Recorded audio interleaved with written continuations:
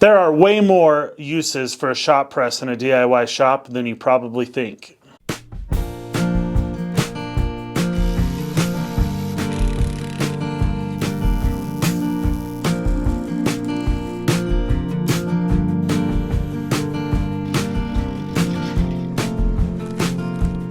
Welcome back to the channel. My name is Derek, and in this video we're going to be talking about several different ways that I use this 20-ton shop press in my little DIY shop. This is my welding shop, as well as a couple of upgrades that I've made to it, and then also just a very, very brief review on Harbor Freight's Central Machinery 20-ton shop press. If there's a use in your shop for your shop press that I don't mention in this video, make sure to leave it in the comments below.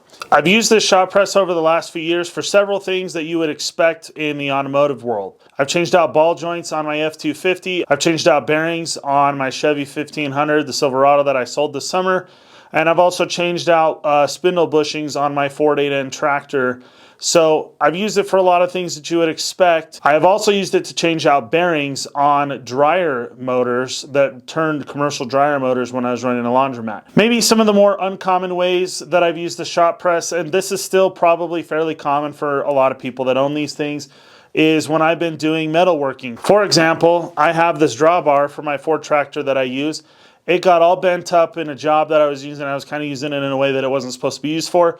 Came in, put it in the shop press a couple months ago, straightened it right out, got it back to work. I don't have to buy a new drawbar. Another place that I would have used it had I had it when I was working with, very thick steel, is I was doing a welding repair on a brush guard on a New Holland tractor of my grandpa's, and I would have loved to have had a shop press then to straighten out one of these support bars that I had to weld back on the welds that whoever built the thing broke on. So that's another case that I would have loved to have had one that I didn't necessarily have one. So when working with big, thick material, the best tool when trying to straighten anything out or bend anything out that you can have, at least in the fabrication world, is a good large shop press. 12-ton, 20-ton, probably doesn't matter. I went for the 20-ton just simply so that I could do whatever job I pretty much needed a shop press to do, not be limited by the $50 or whatever that would have saved with the 12-ton shop press. So I've also used the shop press in the reverse. I've taken perfectly straight pieces of material and I bent it up for various things. One thing that I can point to specifically is I took a piece of 3/4 inch round stock that I bent around using the little plates that come with the shop press, and then also wrapping around a piece of scrap square tubing to create a hook or a hanger at the end of my 3-point boom pole that I fabricated here in my own shop.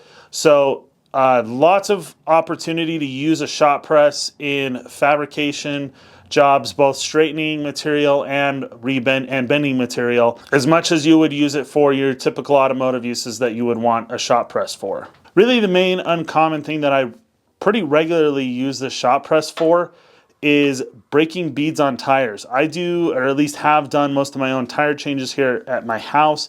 The big vehicles I typically don't, but trailer tires, quad tires, other little small equipment tires, I have been changing that stuff out pretty much exclusively by myself at my house for several years now. I built this tire bead breaker attachment for this thing. Granted, it is not that great. It does not work super well, but it does work. It needs a lot of improvement, but it works well enough that I have not changed it since I made it 4, 5, 6 years ago. I frequently break the beads on tires to help me change them using the shop press. So that's still an automotive use and maybe really isn't that uncommon. I don't know. Let's get on to some of the upgrades that I've made. In fact, we'll start with one that I haven't made that I would love to make.